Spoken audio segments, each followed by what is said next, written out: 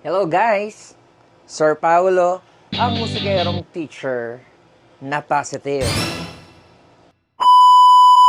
So for today's video guys, malalaman nyo ang mga katotohanan. Yes! So dahil tayo ay nag-start na mag-video, mag-vlogs, so syempre napapanood tayo sa mundo, nakikilala tayo ng mga nakapaligid sa atin, ng mga nagpa-follow sa akin, ng mga nagsasubscribe sa akin. Maganda sigurong ibigay natin yung mga katotohanan tungkol sa akin. Yung mga hindi nila alam dahil di naman ako lahat nakakasama. So, ngayon sa vlog na to, ibibigay ko sa inyo yung mga katotohanan sa akin. So, this is all about facts about Sir Pao. So, simulan na natin. So, first on my list is childhood ko. About sa childhood ko, guys. Ang katotohanan niyan ay sobrang hirap ko nun. Sobrang hirap namin nun. So, lumaki ako sa hirap. Naranasan ko lahat ng hirap. Ouch! So, dahil bata ako nun, hindi ko gaanong dinadamdam yun. Wala lang, parang normal lang sa amin. Sa akin. Gaano kahirap? To the point na nag-ulam ako ng asin. Nag-ulam ako ng toyo. Nag-ulam ako ng chichirya. Yan, minsan, limitado si kanin. Pag pumapasok ako ng school, naglalakad lang ako sa napakalayong school ko dati. At yung mga damit na sinusuot ko noon ay mga galing sa donations. So, dati kasi yung mama ko galing, nasa simbahan, nagsiserve siya doon. Tapos, pag mayroong mga nagbibigay, donate, isa kami sa kumukuha. Isa ako sa nakakatanggap ng mga donate na damit. Tapos, pag hindi okay sa akin yung damit, ako mismo yung nagtatahi. So, marunong na ako magtahi. Marunong na ako magtahi noon. Elementary to high school. Okay, so tinatahi ko para mag-fit sa akin. Ganon din sa sapatos noon. Yon, hindi ko naman sinabi ngayon na mayaman na ako. Diba? Umangat na lang tayo doon sa pagkahirap na yun. Kasi syempre, nagkaroon na tayo ng trabaho, nakatapos ako ng pag-aaral, at maganda ang trabaho ko ngayon. Syempre, kumikita na tayo ng sapat para sa pang-araw-araw at sa pamilya ko ngayon. Yon. At dahil nga mahirap kami nung panahon na yon, bata pa ako, guys, nasubukan ko na rin umextra-extra. Wow. Nagtrabaho ako, hindi trabahong employee ha, umextra. Ako po dati ay gumagawa ng basahan at nagbebenta. Next po noon is, nagbenta po ako ng pinya kasama ang tito ko noon sa kalye. Dala ang sidecar. Yan, nagbabalat ako ng pinya, nagtitinda maghapon sa kalsada. Very good. And last po, nasubukan kong umextra sa pagkokonduktor ng jeep. Konduktor po ako ng jeep nung pagbakasyon noon para meron akong extra pagpasok. So, yon. Sunod na katotohanan. Guys, maitim at marami akong pimples noon nung ako ay high school to college. Okay? So, yung itsura ko ngayon, hindi gaanong itsura noon kasi, alam niyo, yung puberty hits. Wow. So, kahit papaano, nawala na yung pimple ko. Namusyaw ako kahit papaano. Siyempre, gumagamit tayo ng mga bagay na pwedeng magpaayos sa itsura natin. So, kaya medyo nag-iba na yung itsura ko noon. So, kung meron akong picture, wala na actually. Hindi ko alam kung nasan yung mga dati kong picture. So, basta, yung itsura ko dati, hindi ganito. Okay? Maitim ako noon at ma-pimples ako. So, that's Sir Pao, that time. Pahabol, sobrang payat ko noon.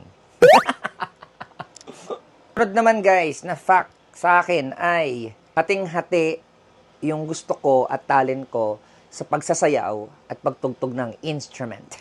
Binansagan ko ngayon sarili ko dati na rocker, rockist ng dancer. So, nung bata-bata ako, nung high school to college ako, nagsasayaw ako and at the same time, tumutugtog ako ng instrumento, nagbabanda-banda ako. Nice. So, yun. Hanggang ngayon, dala-dala ko siya, hating-hati siya. Pero sa pagsasayaw, hindi nagaano. Sa music, dala ko kasi nagigig ako sa gabi.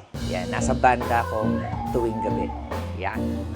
Next po is, my favorite color is kulay green. Yes, noon pa po, simula nung nagustuhan ko si green, naging favorite ko na siya. I mean, nakita, nalagay sa katawan, nakita sa mga gamit, green na ang gusto ko. So ngayong mga panahon na to, hindi nyo gaano nakikita na obvious na green ang gusto ko.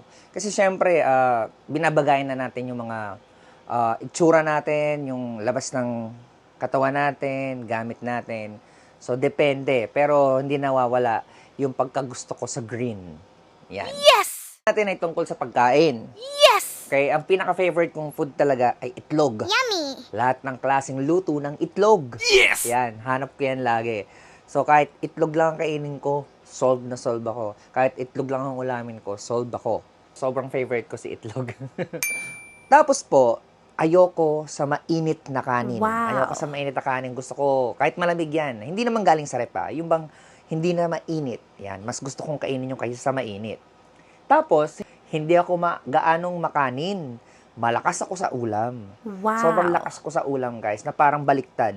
Na pagkakain ako, susubo ako, yung kanin ang parang ulam, tapos yung ulam yung parang kanin. So, mas marami si ulam. Po, nabanggit ko yung tungkol sa instrumento at pagsasayaw, pagbabanda. So, guys, sa mga hindi nakakaalam, marunong po ako mag-gitara, marunong ako mag-bass guitar, marunong ako mag-keyboard, at marunong ako mag-drums. Yan. Yung mga instrumentong yan, natutugtog ko po. Pero, hindi ako ganun ka-professional. Marunong lang ako. Hindi, sa gitara nga, hindi ko alam kung paano. Hindi ko alam lahat ng scale. Kung paano ang scaling. Pero marunong ako. Susunod po na katotohanan sa akin ay mahilig akong pumupo. Yan, mahilig akong pumupo kahit hindi ko nararamdaman. Halos everyday nasa CR ako, umaga man or gabi. Okay, gusto kong laging naglalabas. So, yan ang katotohanan sa akin. So, kahit di ko siya nararamdaman, gusto kong pumupo.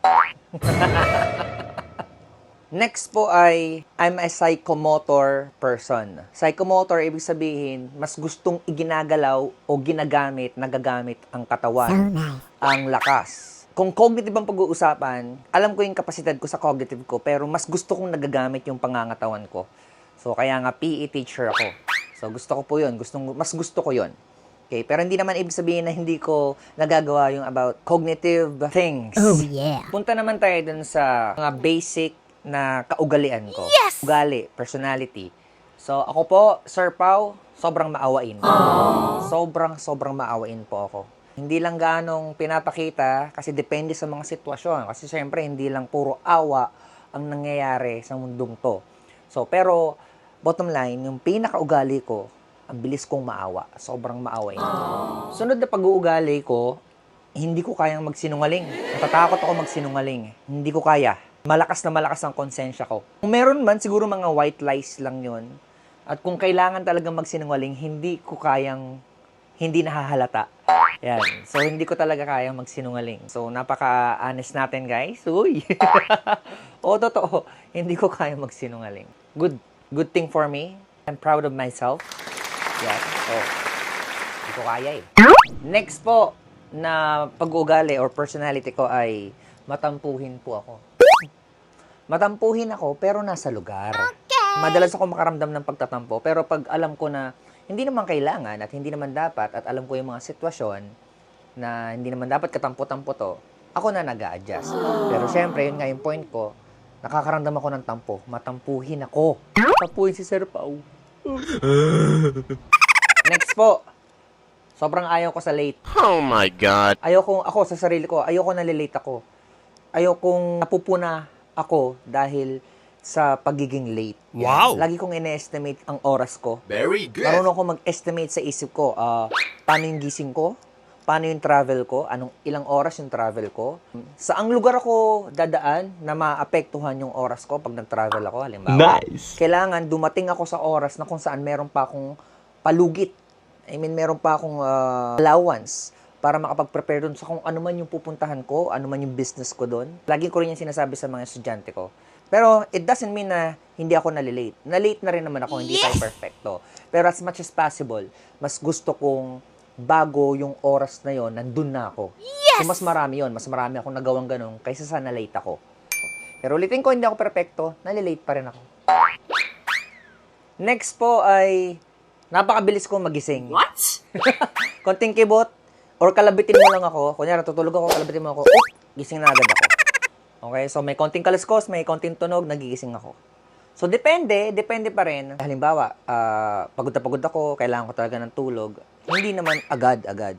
Pero yung regular days ko, normal yung tulog ko, konting kibot lang, mabilis ako magising. Wow. Next! Ako po ay trying hard mag-joke. Gusto ko lagi nag-joke. Joker ako sa tingin ko, pero sa kabilang banda sa tingin ko rin, trying hard ako. So pag nag-joke ako, minsan corny. Mas maraming corny. Kasi nga trying hard ako. Pero gusto ko nag-joke ako. Kasi mas masaya, kasama yun sa pagiging masaya, yung pag-joke, nagbibiro, nagbibigay ng mga jokes. Pero yun na nga, trying hard. Hindi ko sure kung okay yung jokes ko. So yun. Last po, ang katotohanan sa akin ay ako po ay sobrang tamad na tao. Totoo yan. Pero, ito yung malaking pero. Malakas ang fighting spirit ko. Yan. Magkaiba ba yun o magkadugtong lang? Para sa akin, magkaiba kasi yun eh. Yung pagiging tamad kasi, nature yun ng tao. Nature ko yun. Pero pag ikaw ay may pinaglalaban, may kailangan kang magawa, may gusto kang mangyari, meron kang pinagbibigyan ng mga trabaho mo, pinag-aalayan ba? Yan. Gagawin mo yung mga bagay na kahit tinatamad ka, sisipagin ka. Yes! Kasi kakailanganin mong gawin. Yan. Yan ang katotohanan, guys. Tamad po si Sir Pao. Pero dahil ako ay may fighting spirit at malakas ang fighting spirit ko, go ako. Laban ako. Sige lang ng sige. Yan. Now you know. And yun na nga, may mga nalaman na kayong katotohanan tungkol kay Sir Pao. Siguro meron pang iba pero hindi ko na maisip pa kung ano pa ba dapat ang pwede kong i-share sa inyo. May mga konti na kayong alam tungkol sa akin. Konti ba yun? So kung meron kayong gustong idagdag guys, i-comment nyo dito sa vlog na to. Kung yan, si Sir Pao, ganyan yan si Sir Pao eh. Sige po, you are free para masabi natin kung, oo nga no, ganyan pala ako. So, meron tayong mga bagay na ibang tao ang pwedeng makapagsabi kung sino tayo. Yes! And syempre po, huwag niyong kalimutan at huwag kayong mahiya na mag-follow sa akin at mag-subscribe dito, sa YouTube channel ko, guys. And that's all po. Maraming salamat ulit sa pag-tune in sa videong to. Guys, piliin nating maging positibo. Piliin nating maging masaya. Enjoy natin ang buhay ng nasa tama. At huwag kakalimutang magdasal. Thank you!